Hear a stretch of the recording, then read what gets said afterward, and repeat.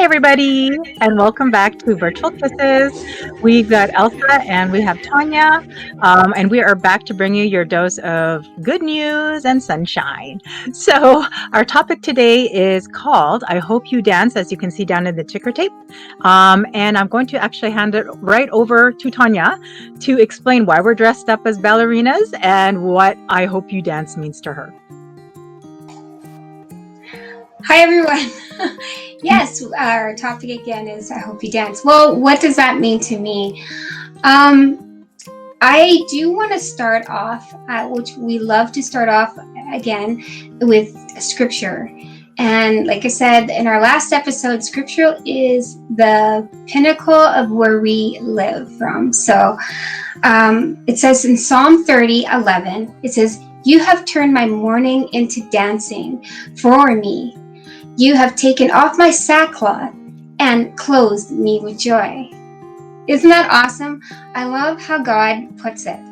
He has basically turned our mourning into dancing through Christ. What I wanted to start off with is a song that I was pondering on for the week, because this is where we get our topics on. A song comes to us and we kind of ponder about it and we ask God, well, what are you talking about? So I just want to read but sing this portion of song that I felt God wanted you viewers to hear. So it says, the title of this one is I Hope You Dance, by, I believe, Lee Ann Warmack, I believe her name is. This is a few times I've been hearing it, so forgive me if it doesn't go all too well.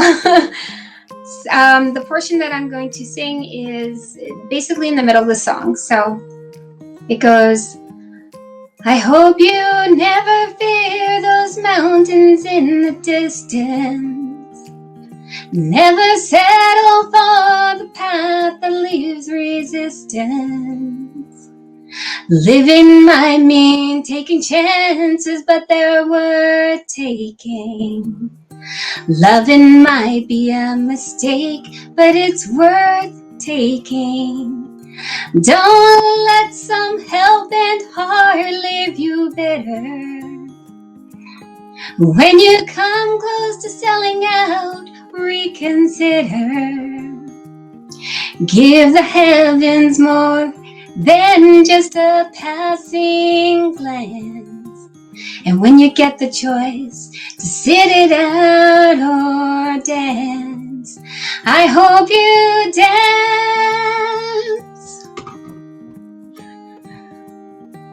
I hope you dance."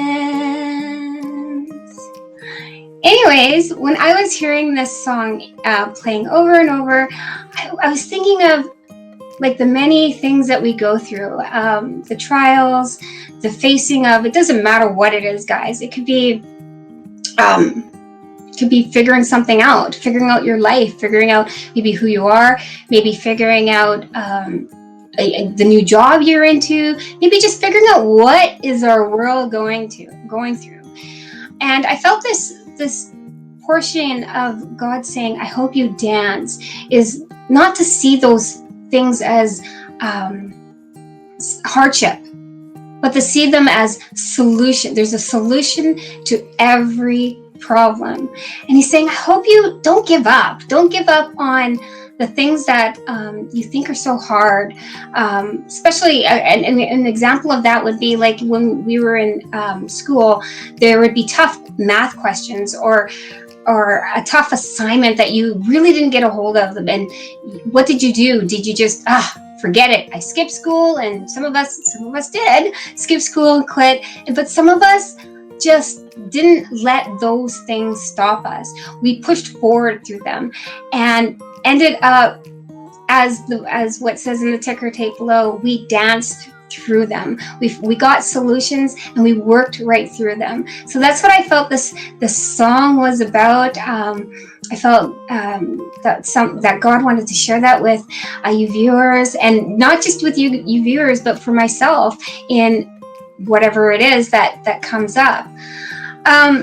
I do have a story. I kind of wrote some things down just to jog my memory, because it's been a few days and I had other things I had to do. So there was a time when this song would come into play in my life. Just walking with God, I ended up at a friend's house, and we all know my friend's house, and we were all having like a really good time. We were chatting, we were having tea, and we were just getting acquainted with one another. It was pretty much a fun day. Then close to I was there probably till late, like 10, 11 o'clock. It was really late because I didn't want to leave. I was having so much great time. And then eventually I decided, okay, I have to get going. As I was walking out the door, a thought came to me and said, haha. I looked back, and what I saw was my friend Elsa and another friend of mine. They were all still laughing, and even though I said my goodbyes and everybody's like, goodbye, I had this feeling like, oh, maybe they won't, maybe they just want me to leave, and maybe they don't want me around anymore. So instead of me walking out the door and thinking, keeping those thoughts to myself and walking out hurt and feeling unwanted, I decided I didn't want to take that anymore. I didn't want to have this barrier. Now, what led to these barriers in my life was just going through life with a friend, like thinking a friend through school with a friend. And my thoughts on friendship were, you're just one. You got each other's back. You are, you uphold one another. But unfortunately, through my life, these are one of those things you have to dance through.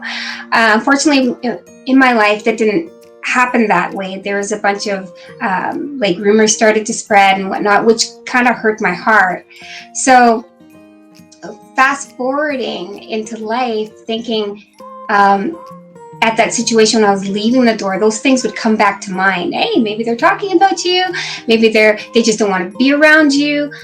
And this time, I didn't want to have those thoughts anymore. I didn't want to have those that anything to hold me back anymore. So I decided to go back. This is fast forwarding into hanging out with my friend Elsa and another friend of ours, and go back to where they were sitting. I said, hey guys, this is what I'm thinking. And then eventually Elsa told me that that's something that they weren't thinking and whatnot. And it kind of killed the fire of that stuff that was happening in my mind. And as I confronted it and walked out of the place, the burdens of all that stuff lifted. And I knew God was saying, see, you can walk through anything. You can dance through anything and thrive through anything if you just come out and, in that situation, come out and just say what's on your heart. So one of the things that I did write down here was, never be afraid to step out of your comfort zone and make mistakes, because when we do, mistakes help us grow. And like the song says, but it's worth making. It's worth making. It's worth finding out. It's worth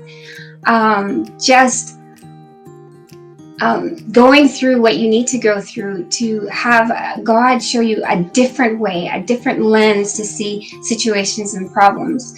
So that is my take. And if you actually look at it in the end, what we're saying here, I hope you dance. It's like that ballerina. It's like that those dancers, that they can be set free and do what they want to do, just create as they dance to music and whatnot. It was kind of like my thing, is dancing through that and just being free of it. So that is my take on I hope you dance. And I'm going to hand it right back to my, that way, good friend, Elsa. Thank you. I love that. I totally remember when that happened too at my place. I'm so glad those voices aren't talking anymore because yes, it was not true at all. So, but yeah, guys, I'm sure all of us have that. We all are hearing something that's been a mindset or something that's been instilled in us through our experience, or maybe even handed down to us or taught to us, even through TV as being our reality. And really, I think that we can just, we can be the masters of our reality, really.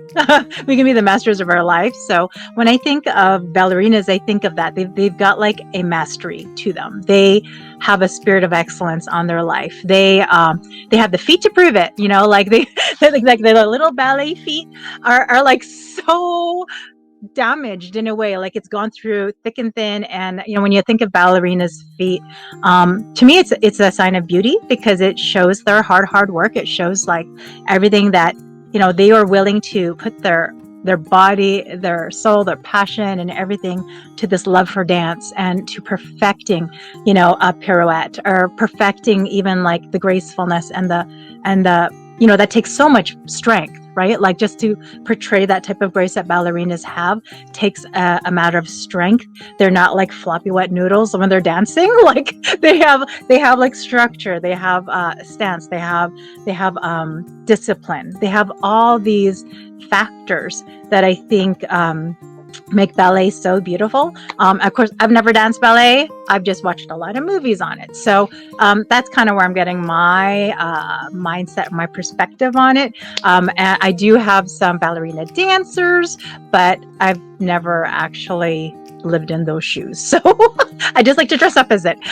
So when I think of like ballet, ballerinas, or I hope you can dance, it says there that in the song that Tanya just sang there about whenever there's a path of least resistance presented to you, we hope that you're going to dance instead. We hope that you don't take that road of least resistance, the easy way out, but that you actually will persevere and put like your feet to that test and actually dance. And actually, because dancing means sometimes you are going to stumble, sometimes you are going to fall, sometimes you're going to trip, but you will get up again and you will perfect it, right? So when I think of in the Bible, I think of like people who didn't choose the path of least resistance, like they chose to dance, would be someone like Queen Esther.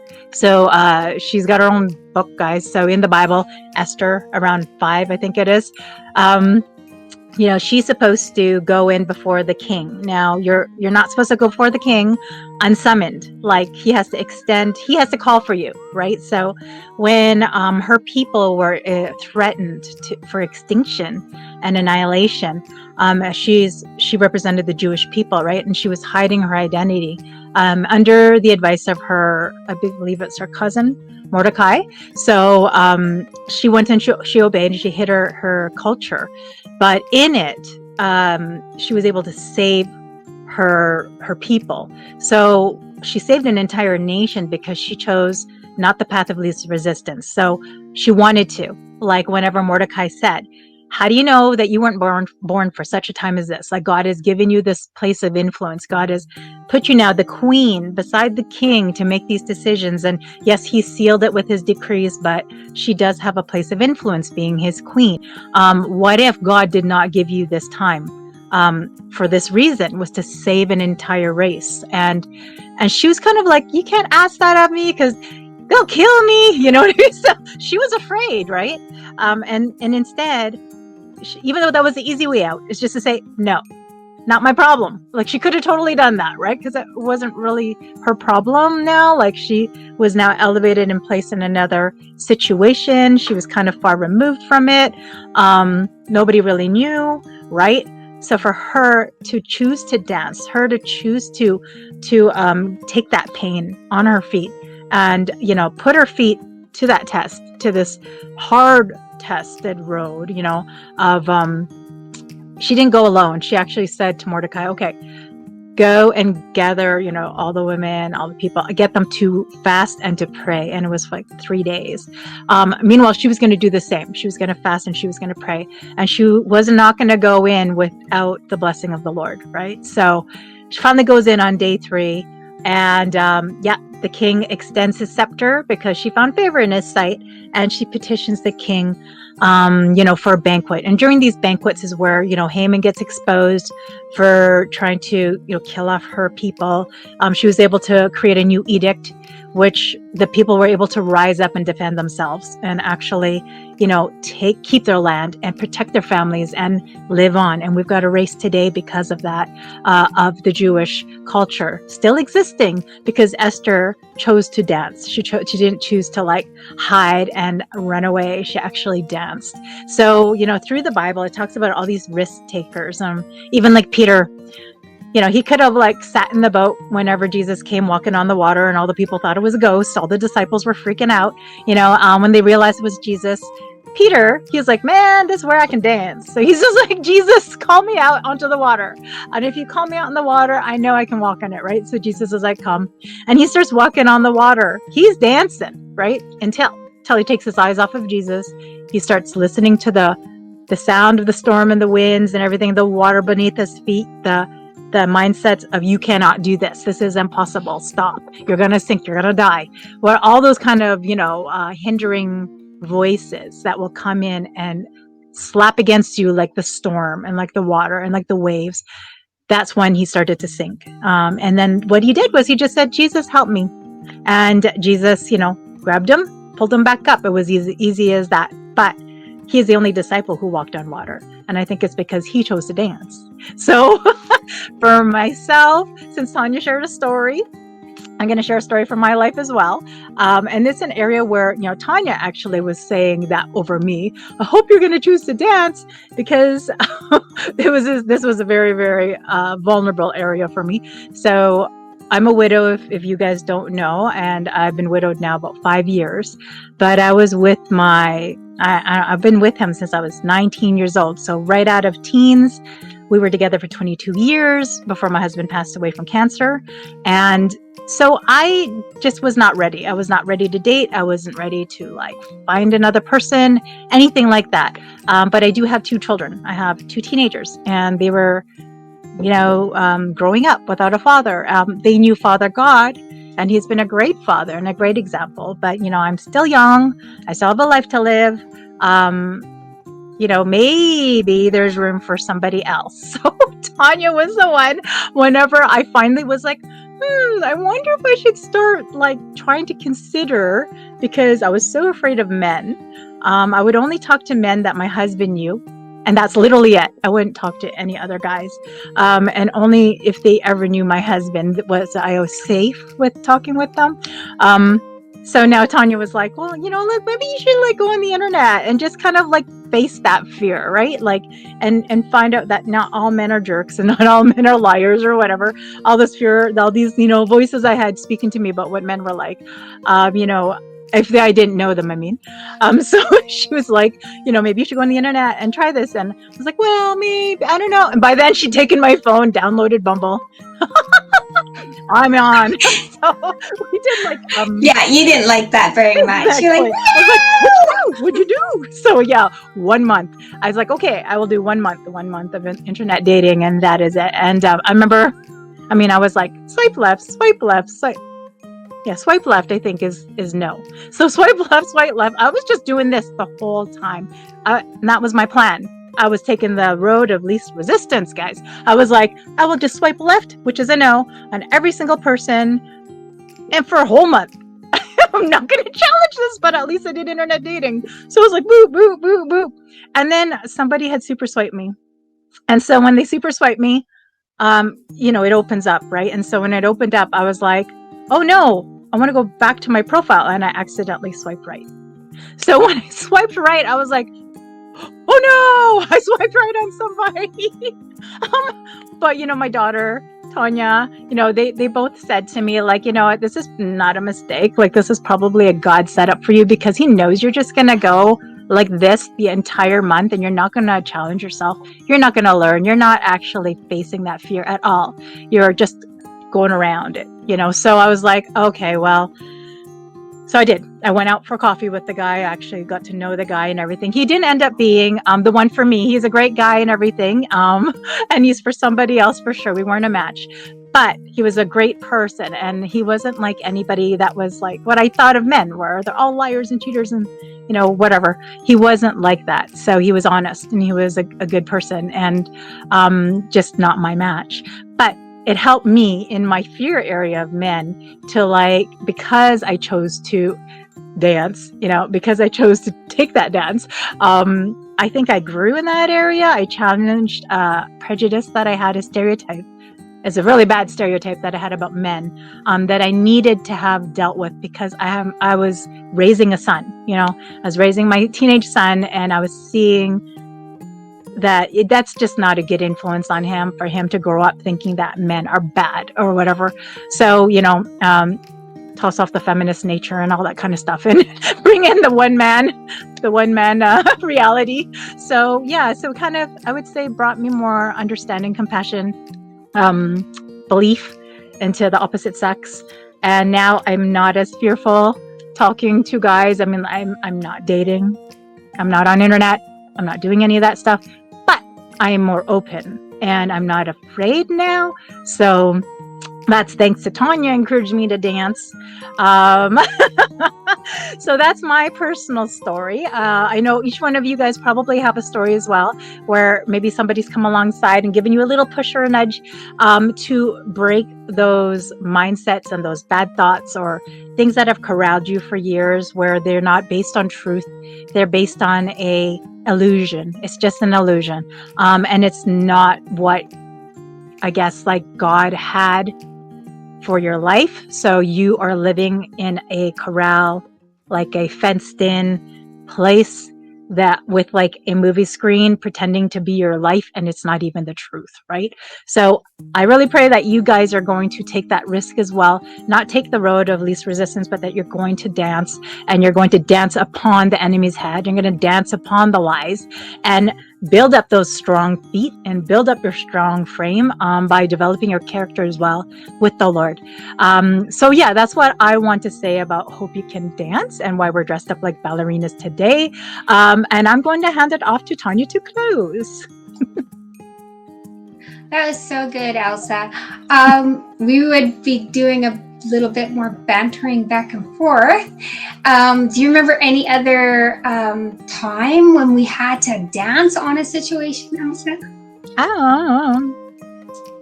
Anything else? Not offhand. Do you remember one?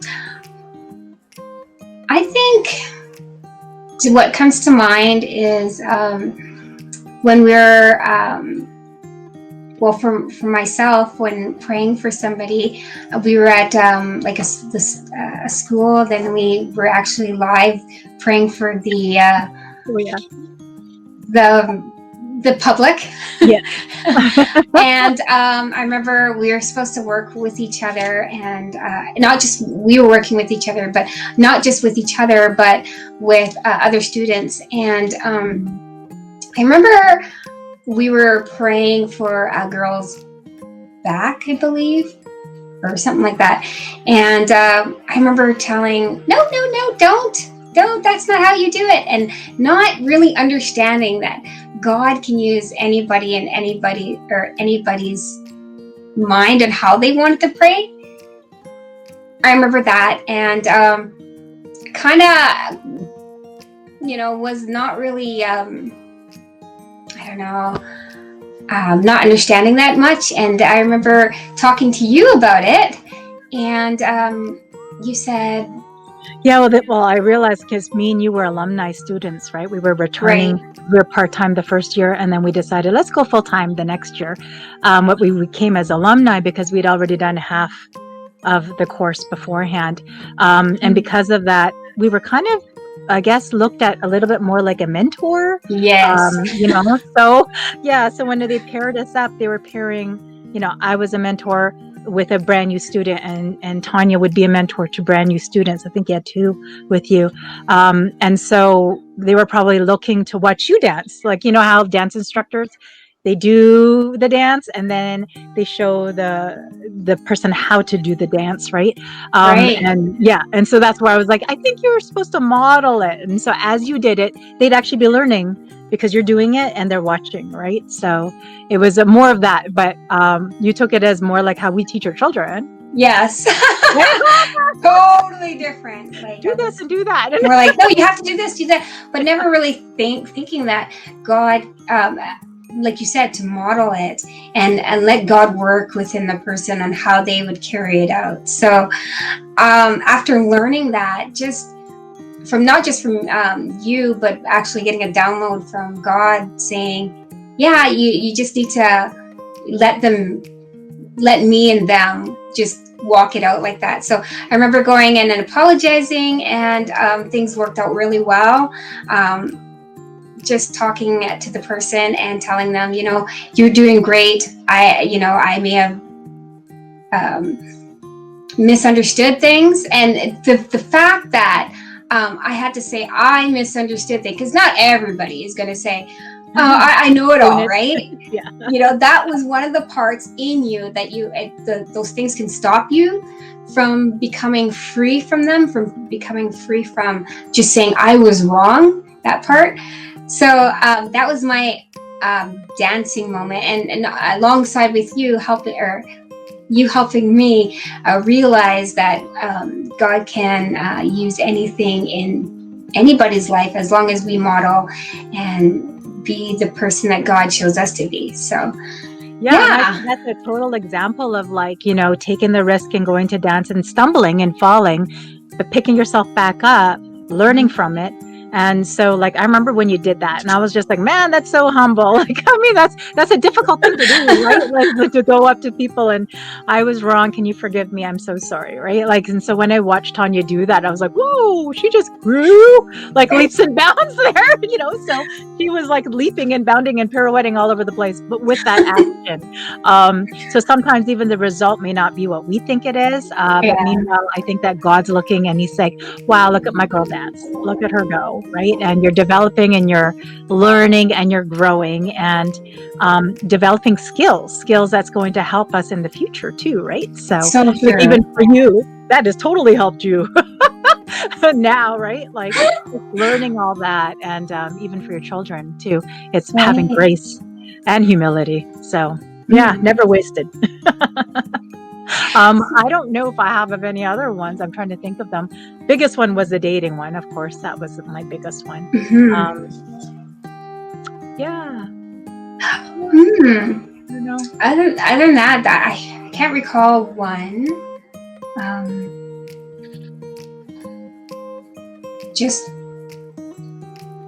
I can't recall another one. Nothing's coming to mind. So I guess that was our topic. I think that's our topic. So I guess I'll hand it off to you to go. Oh, you want to show our outfits? Yes. You guys will see some of our outfits on. Let Tanya unplug so that she can stand back. Yes. Give us 2 seconds, guys. All right. Sorry if my butt was in the camera. Okay. This is mine. Can you be the one talking? All right. So this is mine. And then what I did, how can I show you guys? These are actual shoes that I went and stuck lace on to make them look like ballet slippers. And then this is a onesie from Emmy DeVoe. I don't know if you guys know that designer. So this is actually my daughter's. I did this today. The last second, guys. This is my daughter's Halloween costume 1 year, or Comic-Con costume for Cinderella. So what I did was I just pinned up the bottom so that it can make a little tutu kind of thing. So this is my outfit. And I will let Tanya show hers now. Okay, as you can see, I got a butterfly and some red glittery bow that I did have. Just put on a ballerina outfit, white. My bow for my little dress, you can see. And I don't have shoes. But most likely it's just basic ballerina outfit if you were to go for dance class. These are kind of what they would type, except for the shirt. I put the shirt underneath because I didn't want to freeze. So, but mostly it's just a ballerina top and skirt I don't, like I said, I don't have the shoes like Elsa, but Mine's more stage. And mine's more studio. So whether you're on the stage or practicing or the studio, that's right, or practicing. It doesn't matter where you are, guys, in your life right now. You could be like in the studio practicing little things at, as we would sometimes call it, the cave. You may be practicing in there, or you might be out on stage like what Elsa's wearing, and you're actually giving life. You're actually doing the things that God has already taught you in the studio, and now you're presenting it to the world. So that's right. So, the practice is never wasted. It's always going to hit the stage level at some point in your life. So for everyone, that's right. That's right. So if there's anything else you want to say, Elsa? Nope. Thanks, guys, for watching. So thank you guys again for watching. Again, as you can see down below there, it says follow us on Facebook, TikTok, YouTube. If like and subscribe. Like Elsa was saying about a video back, some of us are popping off of Facebook, so if you missed any of our episodes and you want to see when we first started and how it looks like, you can go on YouTube and see it there. So again, thank you all for watching. From our house to yours, virtual kisses. Bye everybody.